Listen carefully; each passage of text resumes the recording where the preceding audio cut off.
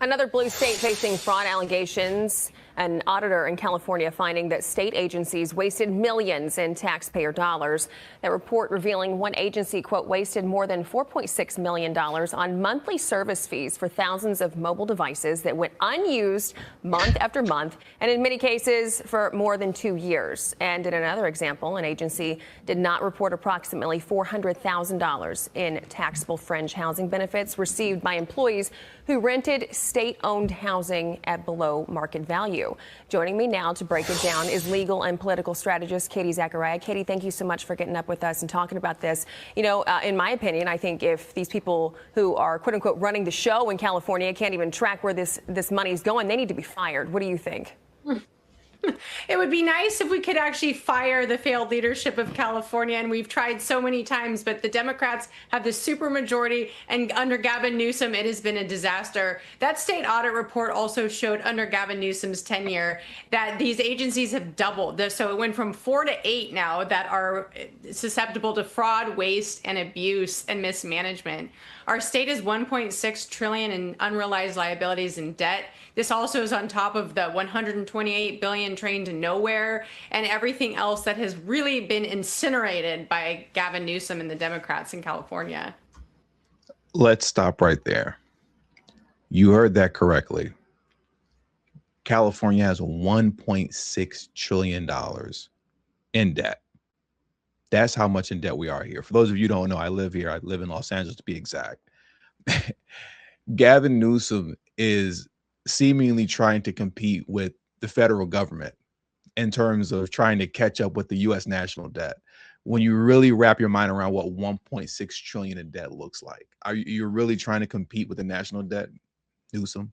This is the guy that wants to be president, right? If you can't even control your budget here in California and you can't get it under control here, I can't even imagine what you would do as president of the United States. Now, let's transition over to this article because I just want to give you guys some more information surrounding this just to unpack how this could even be possible.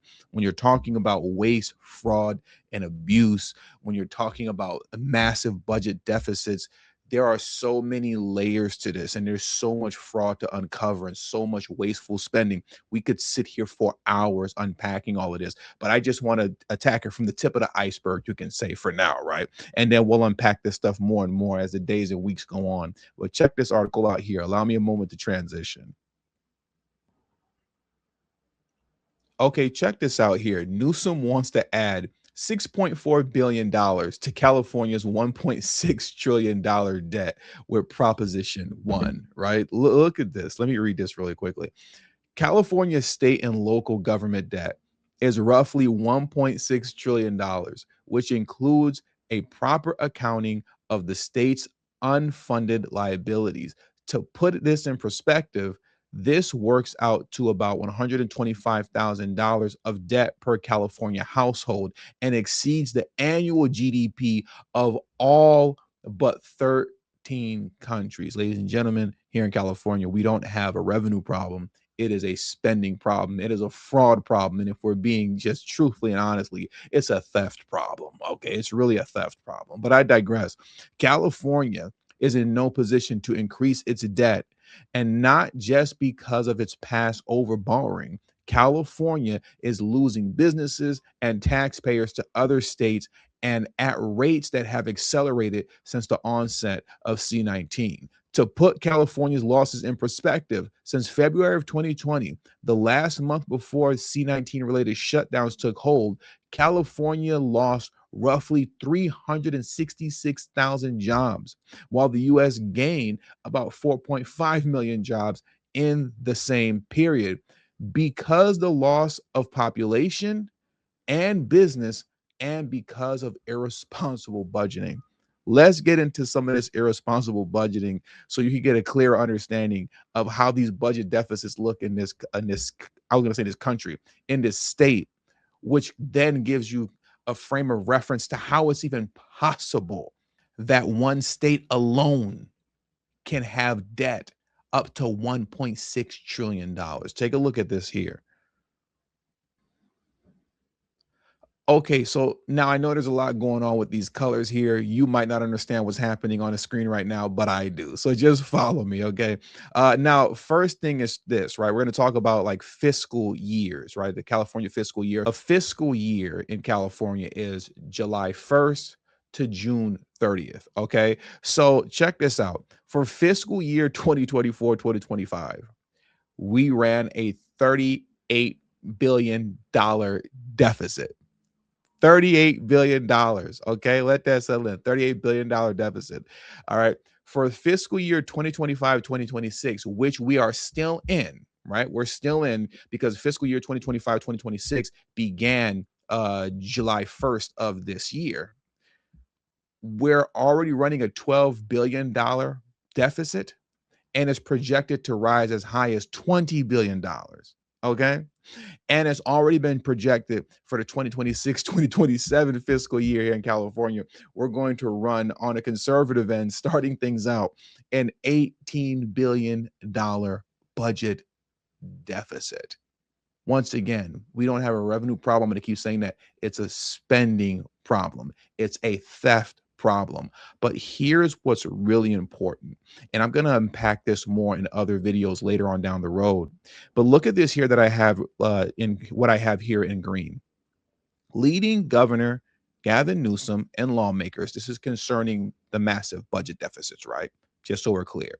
So now concerning these massive budget deficits, leading Governor Gavin Newsom and lawmakers to use reserves. They had to tap into their reserves to pay off this debt, borrow from special funds, and implement spending cuts, including an enrollment freeze on Medi-Cal for undocumented adults. Translation, free health care for illegal immigrants. Let's take a moment to go down, you could say, memory lane, because I covered this quite a bit, at the top of this year.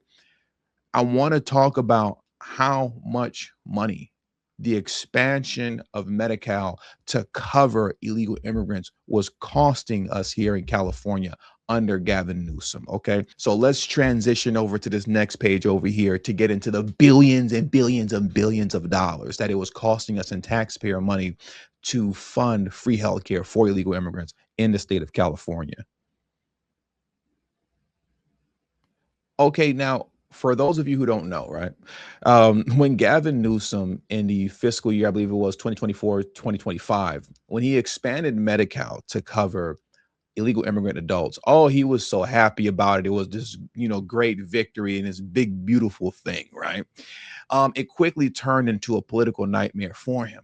What was supposed to cost roughly only, right? And I say that, kind of tongue in cheek, what was supposed to only cost about $3 billion in expanding Medi-Cal to cover illegal immigrants in California, that ballooned up to almost close to $10 billion, right?